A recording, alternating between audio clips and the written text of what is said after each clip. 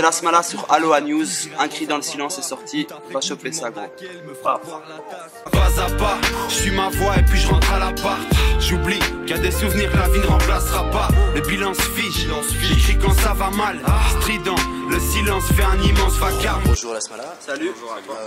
Comment vous sentez-vous après la sortie du projet Le Cri dans le silence? C'est un cri dans le silence et on se sent très bien.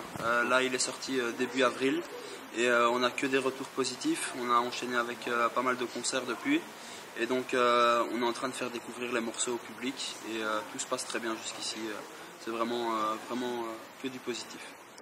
Dans ce projet, il y a un morceau qui s'appelle Sans voix, qui sonne, enfin moi c'est l'impression que qui sonne un peu différent de morceaux. D'ailleurs, vous me dites qui m'aurait plu sur ce genre de son. Qu'est-ce qui vous a poussé à faire ce genre de morceau avec une musicalité qui est tout à fait différente?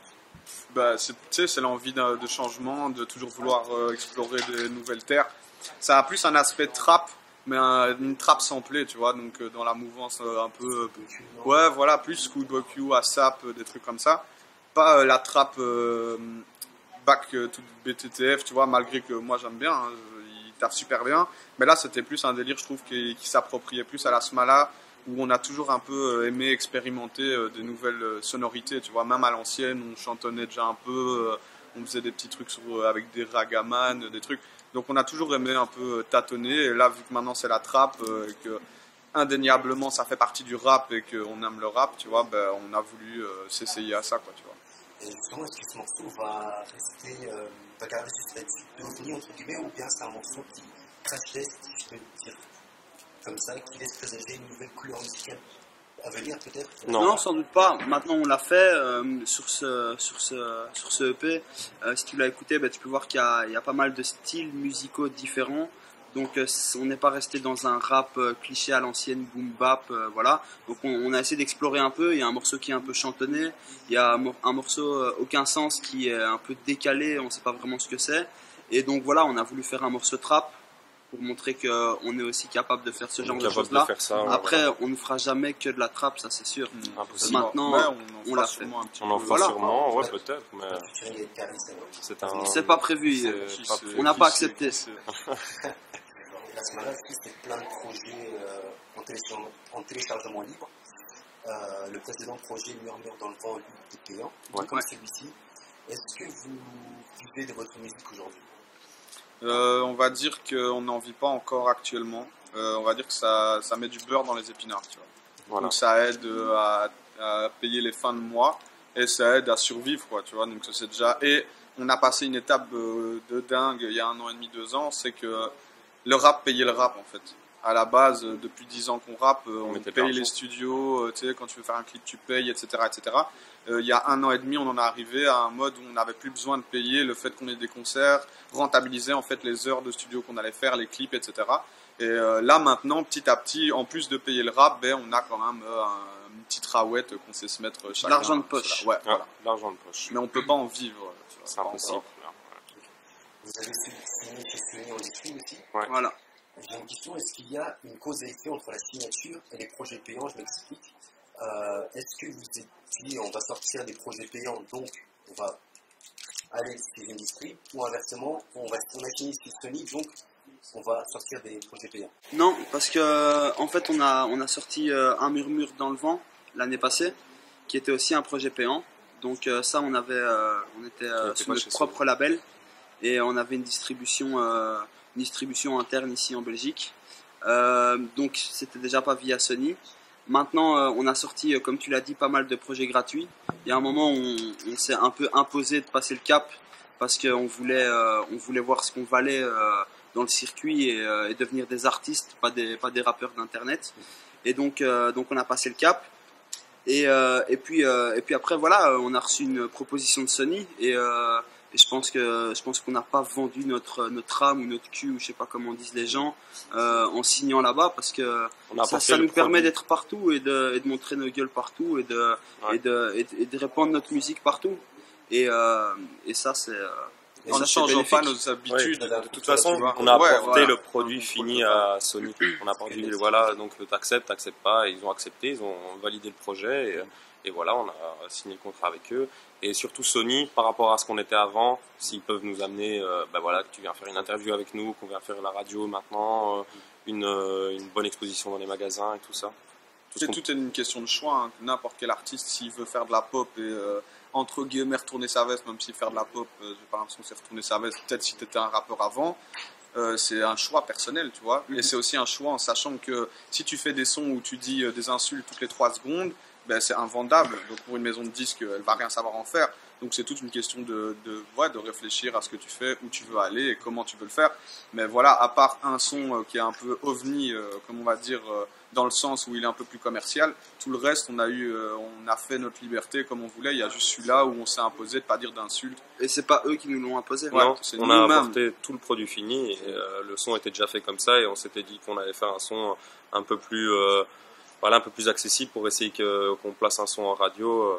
Voilà, si ça pouvait se passer. Et là, justement, ça se passe avec ce son. Ça commence un petit peu les radios commencent à jouer le jeu. Donc, voilà, Parce que tu sais, c'est en faisant ça qu'un public plus large nous écoute et après, en abîme, peut aller écouter des sons où on va plus loin dans le thème Et plus qui ne profondément passeront pas. et qui passeront pas en radio. Mais tu es obligé de passer par là si tu veux que le public te découvre.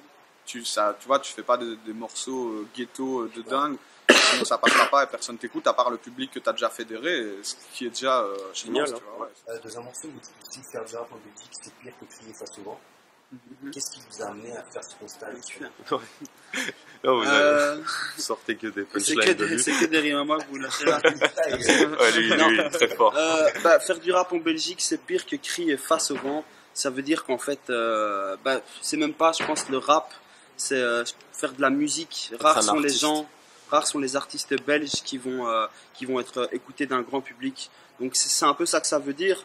Et après, on commence à l'être un peu plus. Donc peut-être cette phrase ne prend pas tout son sens. Mais je parle aussi pas que pour nous. Je parle pour tous les rappeurs qui sont derrière et qui sont là et qui font des petites scènes à droite, à gauche en Belgique et qui vivent grâce à ça, qui vivent leur passion grâce à ça. Et c'est beau, c'est bien. Maintenant, je trouve ça dommage qu'il n'y ait pas assez de lumière sur le rap en Belgique et si les gens s'y intéressaient un peu, ils verraient qu'il y a pas mal de bonnes choses à entendre, qu'il y a pas mal de talent ici et donc voilà. Et donc on espère que faire du rap en Belgique, ce sera plus crier face au vent ou pisser dans des violons comme on dit. Voilà. Mais justement, comment vous faites ce constat en ce sens que moi j'ai pas l'impression que le public belge est moins consommateur de musique urbaine qu'en France par exemple? On est moins.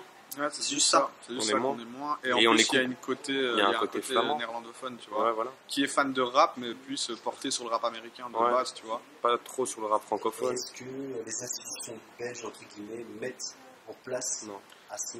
Mais déjà, on a quand même eu la chance que nous, on est un peu mis en avant et qu'on a une team derrière nous de managers qui arrive à nous booker. Là, on va avoir des petites dates en Flandre. Donc on a une aide, tu vois, donc c'est cool. Mais en règle générale, et ça c'est un constat qu'on fait depuis les 10 ans qu'on est dans le rap, c'est que l'État belge pour la jeunesse et pour la culture, il est nulle part, quoi, tu vois. C'est aberrant, c'est toujours les mêmes, c'est un circuit fermé. Et là, nous, petit à petit, on arrive à casser des portes et franchement, c'est un kiff de pouvoir se faire entendre par plus de gens parce qu'à la base, le truc est fermé, quoi, tu vois. Et ce qu'il y a aussi, c'est que quand tu regardes la télé ou les radios ici en Belgique, il passe combien d'artistes belges par jour? Même francophones. Je veux dire, il y a, je sais pas moi, 85-90% d'artistes francophones français qui passent à la radio en Belgique. Et puis 5-10% d'artistes belges. Bon, maintenant t'as Stromae qui a réussi à tout péter en France et maintenant quasiment mondialement. T'as Selassiou qui passe en radio. Mais sinon, les artistes belges qui passent en radio, à part à l'ancienne Jacques Brel, tout ça, il n'y en a pas beaucoup. Donc c'est vraiment ça, c'est vraiment que même nos médias à nous ne s'intéressent pas forcément et ne jouent pas vraiment le jeu avec tous les artistes de notre pays, qui vont pas essayer de les pousser, à les mettre en avant un maximum, qui vont aller jouer des trucs qui viennent d'à côté, donc de la France. Et voilà. Et c'est un peu ça parce qu'on est un peu le mini pays à côté de nos voisins français. Et donc on paye un peu cette cette minorité. Voilà. Et un petit message à Charles Michel alors s'il vous écoute. Plus de subsides pour les artistes, pour faire rêver les gens en public, hein, parce que c'est ça, les artistes ils font rêver les gens, tu payes ta place de concert et tout, et tu viens voir un spectacle, et c'est comme un comédien ou un chanteur, ben voilà, c'est du spectacle, et donc c'est du rêve, et voilà, il faut un peu que les gens oublient, enfin pas oublier, mais qui se laissent aller après le boulot et tout, il y a une vie, et on se détend, et on voit un spectacle, et c'est des artistes belges, ça vient d'ici, et voilà, et s'il y avait des subsides, ça pourrait avancer peut-être, ou si les radios jouent le jeu de mettre plus de Belges, ce genre de choses-là. Donc voilà, qui mettent un petit quota, quoi. Charles Michel, petit quota belge. Faut qu'on soit fiers de nous aussi. Ouais, voilà, c'est ça. Fiers d'être belges. C'est ça. Ouais, et puis c'est ça, hier je lisais un article même où, tu sais, il disait, à chaque fois, même nous en tant que Belges, on a besoin de dire, ouais, c'est une victoire, les petits Belges ont gagné, les petits Belges, ceci, tu vois. Il n'y a pas de petits Belges, tu vois, quand on gagne comme n'importe quelle équipe, ou tu sais, dans n'importe quel milieu. Voilà, tu vois, c'est un truc où dans chaque pays, il y a des talents, il y a des gens qui doivent être découverts. Et c'est dommage qu'en Belgique, on ne mette pas plus la lumière dessus. Donc Charles, si tu nous vois, vas-y, bouge les fesses. Ouais. Justement, tu parles de victoire. Comment vous avez vécu la victoire de la Belgique face à la France? Paf! Bah, nous, on était en vacances, moi et Senamo, donc on l'a pas vu, on a vu les résultats. Moi, je l'ai par vécu après. comme un échec à cause des 2 derniers buts dans les 5 dernières minutes.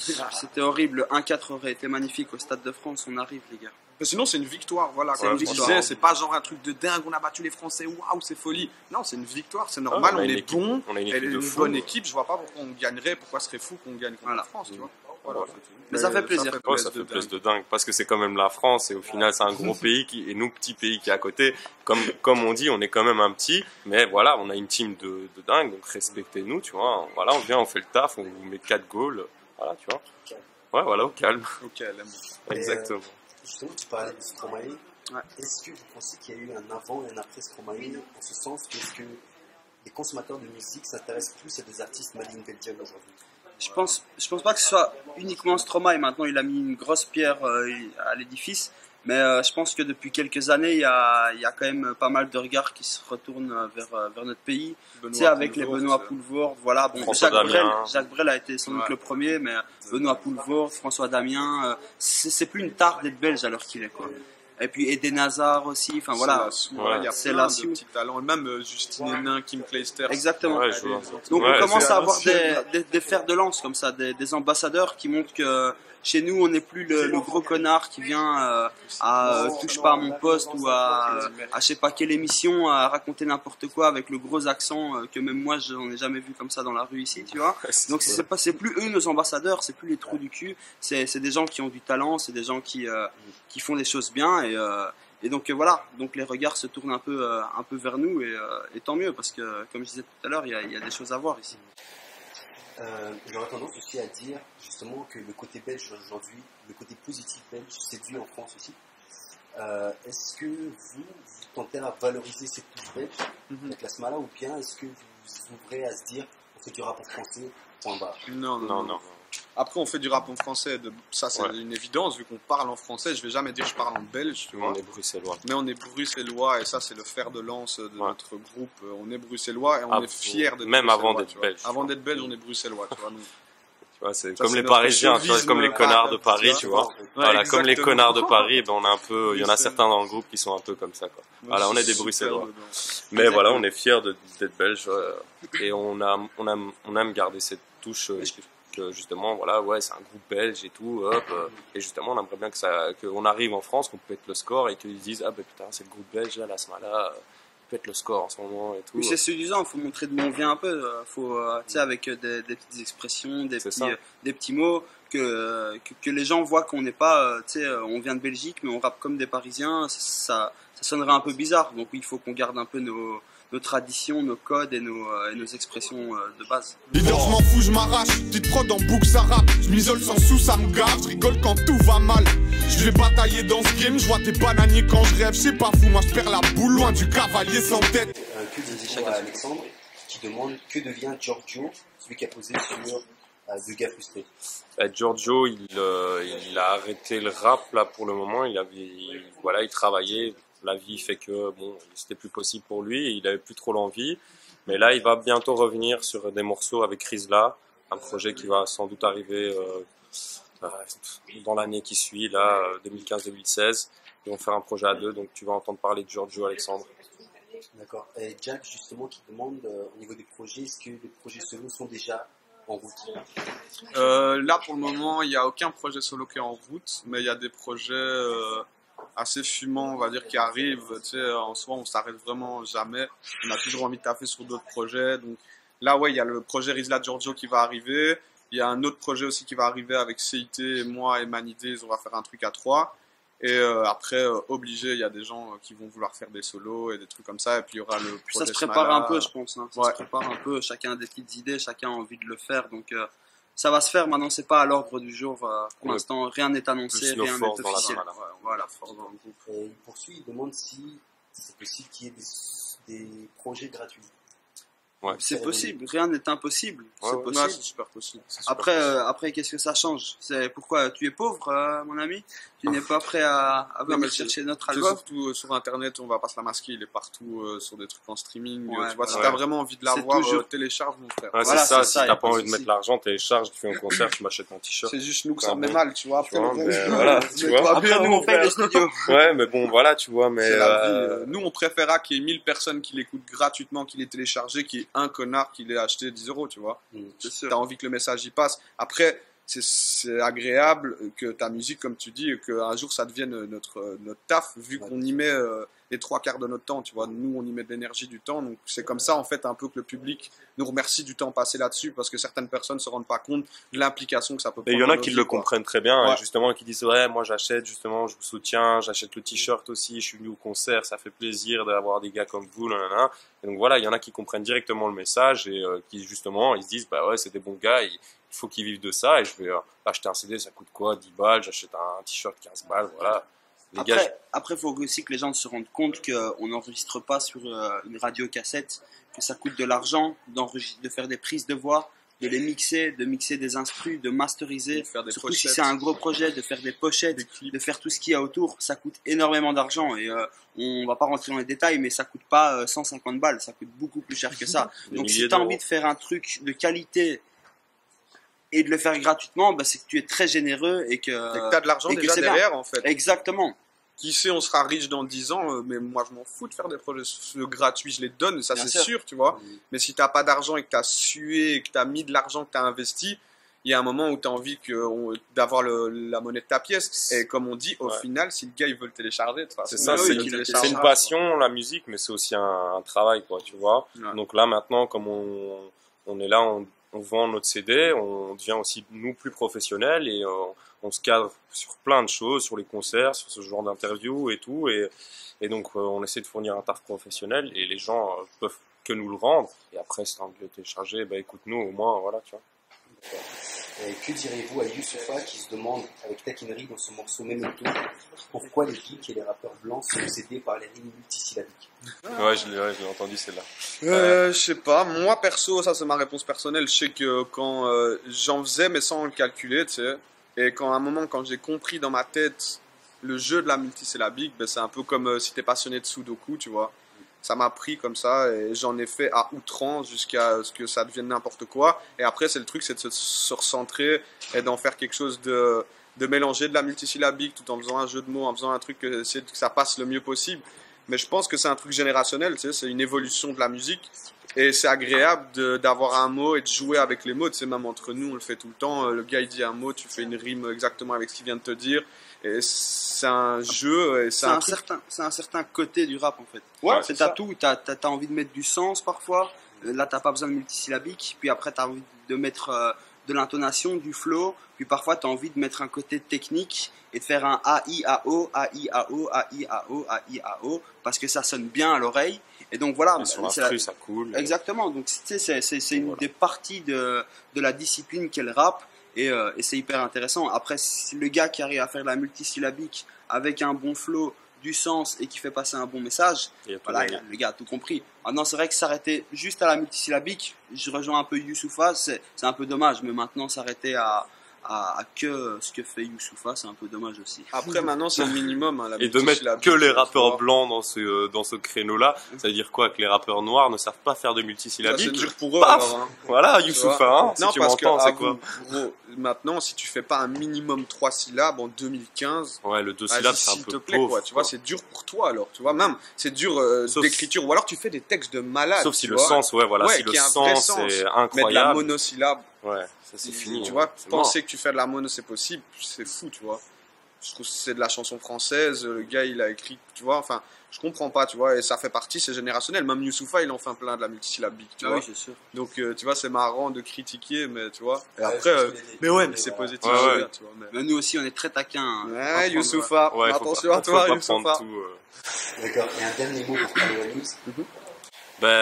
allez checker Un cri dans le silence, allez sur iTunes, on peut le commander. Et dans le CD, il y a un DVD, donc pour les gens qui savent pas, Réalisé par 7ème thème. réalisé par 7ème thème, où on nous voit sur la tournée précédente du précédent CD, qui est Un murmure dans le vent, et où on nous voit dans un quotidien autre, justement dans la réalisation de l'album et tout. Et si tu veux voir un autre côté de la Smala, achète le CD, tu verras. Et viens nous voir en concert, on est un peu partout cet été, donc Voilà, viens faire la fête avec nous. viens-y l'ami.